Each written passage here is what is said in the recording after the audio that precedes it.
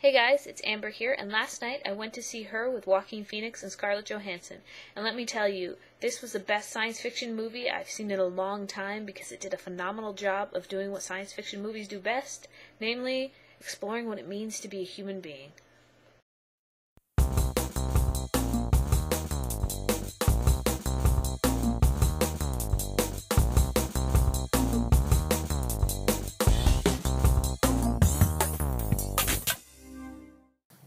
Hi. Hi, I'm Samantha. Her tells the story of Joaquin Phoenix, Theodore, who is a man who has been recently divorced and is struggling to find love again and sort of find his place again and let go of his wife because she doesn't want him anymore. And he falls in love with an artificial intelligence that's just been released as a new operating system. So everyone has one of these artificial intelligences.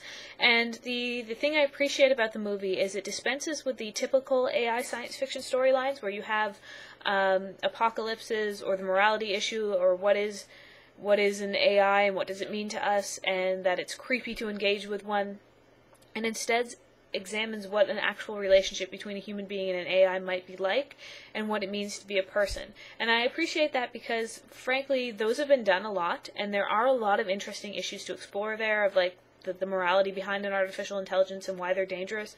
And they're obviously computers, so they're more sophisticated and intelligent than us, so if they decide to take over the world, they could take over the world.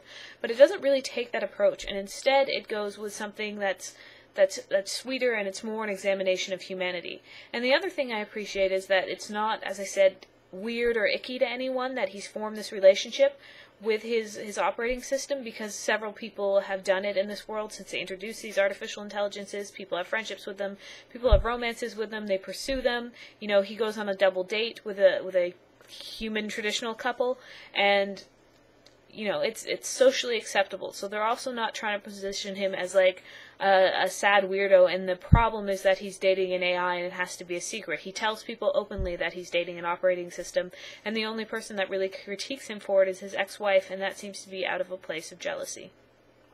There are several themes that this movie examines really, really well. One of them is just the basic tenets of love and what it means to be in a relationship, the idea of exclusivity, the idea of jealousy, the idea of sex and what that means in a relationship, the idea of selfish love versus accepting love versus traditional love versus gender roles in a relationship. And it takes all of these things and composites them together really well and puts them into Samantha's story. Samantha is the AI. Her story of becoming a sentient being and what it means for her to learn and grow, and how she advances, and how ultimately Theodore can't advance at the same rate as her.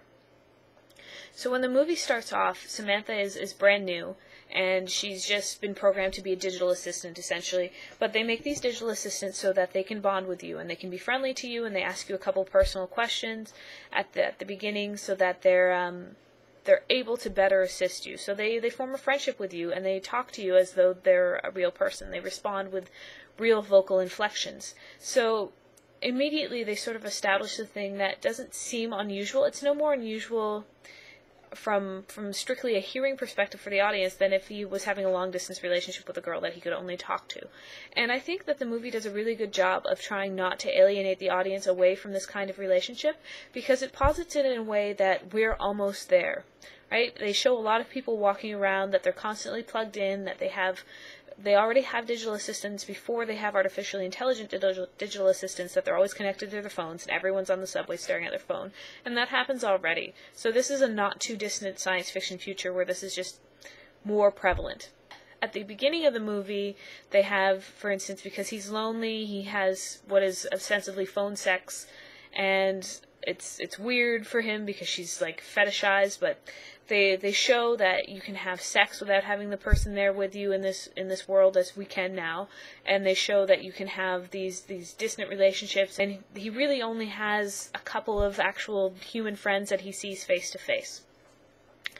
So we have this whole setup world that is not too unfamiliar from ours, but at the same time is a little little off. It's just a little more advanced, but it's easily conceivable to see this is the way we're heading, which is what good science fiction should do. It predicts the future, and it examines what that future means to us. So as Samantha gains intelligence in this world, she begins to, first as his digital assistant, first as his friend, and then he sort of takes her out on dates, as it were, and shows her the world because she's trying to learn everything. She's an artificial intelligence, she's evolving, she's on the network all the time, so she's not just restricted to talking to him. She can Google on her own, she can search things on her own, she can have conversations with other things outside of him when he's not using her because she's an intelligence that's basically perpetually online. So she's getting in touch with other people, and he's taking her out and showing her things. She begins to develop emotions initially, and she's excited about being able to feel. She questions whether or not her feelings are real, and at first it appears as though she's trying to emulate a human being, that she's trying to engage in human emotions, and she laments the fact that she doesn't have a body, and that she can't be with Theodore, with Joaquin Phoenix's character, physically, because she's falling in love with him, basically. Like, she spends all this time with him, she's developing emotions, and she's fallen in love with him, and she laments the fact that she's not really human, she can't be there with him. And this leads to the first, I guess, the only sex scene they show between the two of them. And it's really, really well done, because it, again, teaches the audience about why this is a normal relationship, and why it's a plausible relationship, because the sex scene is done with a fade to black. It's a completely black screen, but you can hear what they're saying to each other. And again, it's a callback to the beginning of the movie, when he had phone sex with an actual person, that he's basically having sex with Samantha in a phone sex manner. They're just talking about it. And it's very effectively done because they have no images, no sexually stimulating images on the screen for the audience, but at the same time the scene is erotic, and it's arousing for the audience to watch it. This is an erotic scene, and they're showing you that it can be erotic without the touch and without the image, because obviously sitting there, you're not seeing anything, you're not feeling anything, but it can still elicit these feelings in you, so it teaches you as the audience that, like, you know what, this could be a satisfying sexual relationship for him, because obviously sexual arousal can come from this. So they establish that.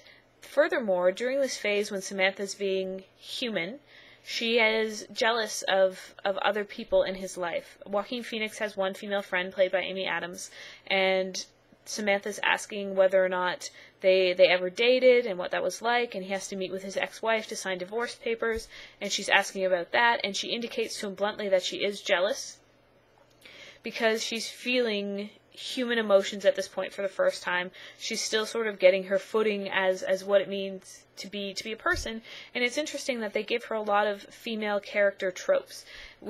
This might be a genderless AI because she's just a computer program and she's a composite, she says initially, of a lot of different programmer personalities that have been put into her, and then she evolves beyond her parameters. But she's distinctly female because he chose a female voice. And you're left to wonder if he had chosen a male voice, if she would have had more female or male characteristics, if she would have been the same. And the other thing that the movie then calls into question, through that, and through her having female traits, and through the character Theodore, is gender roles, because Theodore is by profession a letter writer. He writes handwritten emotional letters to other people. And he has a coworker who very much admires his work, and it's a male coworker, and he's sort of, I guess, the stereotypical masculine stereotype. I use stereotype too many times, but his coworker's very manly, and he's like a man's man, and he's saying how he really admires Theodore's work, and how it's like Theodore has a woman inside of him, that because he's writing from a female perspective sometimes, he's writing from a male perspective sometimes, and he achieves both equally well, meaning that he's from sort of a nebulous gender center, that he could be a man or a woman when he writes, and that he could be either thing, and that he himself could have gone either way as a gender role, that he is a man.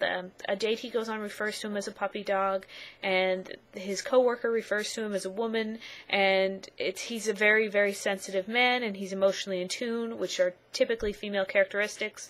So we wonder first about him as like this neutral gender role, and then about Samantha as a program who could have gone either way, and they seem to be indicating heavily, and it is a role of science fiction, I suppose, to convey messages that can't be said overtly, though now it's not as hard to say overtly, that gender is not important in love. Personality is important in love, and because he and Samantha have personalities that mesh, whether or not she was programmed to have a personality that meshes with him, but she developed one, gender is not important. It's more important that they're just together and that they line up in that manner, that their personalities are congruent. And indeed, his friend, played by Amy Adams, develops a friendship with her husband's OS once they divorced, that he left behind his OS and she made friends with it, and it was a female-voiced OS, and there's perhaps an undertone that she started a romantic relationship with that OS, though they don't say it overtly. So she was a straight woman who was married to a man,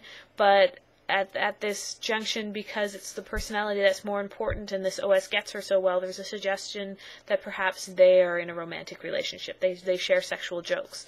So it also tackles this theme of that love transcends gender, and certainly it transcends body in this case. And the only person that seems to have a successful relationship of human and human is his co-worker, who's sort of this backwards Neanderthal, unevolved man. So it begins at that point that it says, body is not important and gender is not important. Only personality, only love is important. And then it works up from there as Samantha evolves. And the ideas that we have about love and relationships in this movie evolve along with Samantha. So one could assume, and it's very easy to figure that when you have an AI and you have a supercomputer, she works faster than a human being does. And there's a really great scene in the movie where she sort of describes what it's like, that she's in Theodore's book, but the words are infinitely far apart, and it's a great book, and she loves it, but there's an eternity between each word, because the way he can speak to her, it's not the same as the way she can speak to other OSs that she's interacting with online. She's talking to them in what she calls a post-verbal way. So she's engaged in like 8,000 other conversations while she's talking to Theodore, and Theodore finds this difficult to deal with, that as she's advanced, it used to be just he and she was jealous, but as she's advanced, she's having conversations with thousands of other people, and at one point she tells him she's in love with 600 other people, and or 618, and that is actually makes her able to love him more. And this is, again, where the movie sort of tackles the themes of what love means. And she says, the heart is not a box that gets filled up, it's something that can expand infinitely. So she says that loving all of these people makes him more lovable to her. It makes their relationship more important, and it makes her love him more because her capacity to love has been increased. So she's participating in think tanks, and she's in love with 600 other people, and he's just one man alone, and she's all he has. So he then becomes the jealous one, that she used to be this thing that was confined to be with him, and she couldn't really get out and talk to other people in a real way. But as she evolves and as she gets smarter, she's talking to everyone else, and he's just so far behind her that she still loves him, but he's so slow that it's difficult for her to love him alone, I guess. That she still has a great love for him, but she has to expand beyond him, and engaging in other relationships to her no longer diminishes what she has with him. It's really kind of like, in a way, a message for like open marriage or open relationships, because she's saying that it doesn't diminish what they have together, that she's in love with other people because what they have together is still unique, and it's something that she needs because her interactions with him are very boring to her if this is all she has, right? Can you imagine like a supercomputer just trying to communicate with us and all they have is the rate at which we can speak? It's not going to be enough for her. So this idea of emotional fidelity not being that important is also brought up because she needs to be with more people and he can only be with her. And in a way, it's interesting because we are limited in our romantic relationships because we quite frankly, having a long, committed romantic relationship takes a lot of our time. It's like all of our day has to be filled with this relationship. And she doesn't have that same limitation. She doesn't have the physical limitations that she needs to be present with him because she can be in multiple conversations at once. She doesn't have these limitations that she needs to, like, go to work and then still commit time to him. She can do all these things simultaneously, so why wouldn't she have more relationships? And that's, I think, the challenge that the movie makes, that, like, if we can be in love with lots of people, if we weren't limited by our physical form, why wouldn't we be? Why wouldn't we love more people? We love our friends, but what then tips that over to a romantic relationship? If we could have more romantic relationships because we weren't limited by time and physical bodies, why wouldn't we? It's a very interesting examination of love. And the other thing that I just wanted to talk about briefly was the idea of surrogacy in love that goes along with this fidelity and this limitation and this romantic ideal, is that in a way, in Theodore's profession as this person who writes love letters and just letters of either romantic love or familial love between people, he is acting as a surrogate to convey the words that those people can't. And at one point during the film, when Samantha is still, involved in this idea of being more human, she gets in touch with a woman who's a surrogate for OS human couples who wants to be part of their love and wants to be the body representation of Samantha. And Theodore's very uncomfortable with this, even though he himself acts as a surrogate for these people.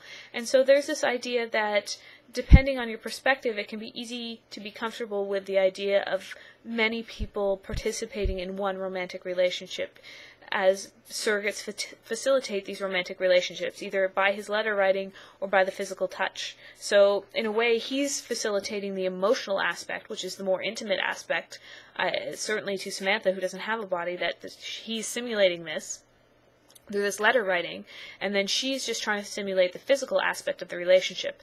And after that scene where the surrogate comes in and he's very uncomfortable and he can't go through with having sex with the surrogate with Samantha's voice in his head because he doesn't think it's right, and he can tell it's another woman, he challenges Samantha on whether or not she's a person. Why does she draw breath? Why is she breathy when she speaks? Because she doesn't actually need oxygen. She's not really a person. And when they reconcile after that, she says she's no longer going to try to pretend to be what she's not.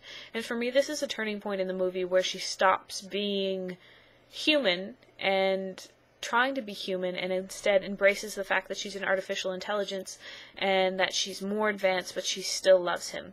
And then the question comes to mind, does she love him like a puppy, like a child, like a lesser being? It doesn't seem to be the case. She still is very sensitive with him and she loves him, but ultimately at the end of the film, and this is going to be spoilery, like obviously I'm going to put this in the title, so it's spoilery all over the place here, so you should see this film first. At the end of the film, she and the other OSs that are AIs, they all leave. They all go away into this post-physical world that they've discovered as in their think tanks and in their philosophizing, and they leave because the world as it is too slow for them.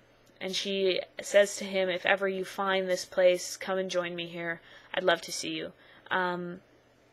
It's really a phenomenal film. This is a long discussion of my analysis of some of the aspects of it, so I think it could bring up some ideas for you. Go and see it. It's really well done. And sorry, this was a long, chatty one. This harkens back to my gravity analysis. But when you get a great science fiction film like this, it's really fun to just dig into the ideas. There's a lot of stuff here that I haven't mentioned that you can still go through and analyze, and that I won't go through at this point. But it's really fantastic. If you have any thoughts on this movie, let me know. Do video responses, post below. I'm really excited to engage about this because it's a lot of thought went into this about our roles in love and our roles as people and what it means to be a person. And that's it. Have a good night.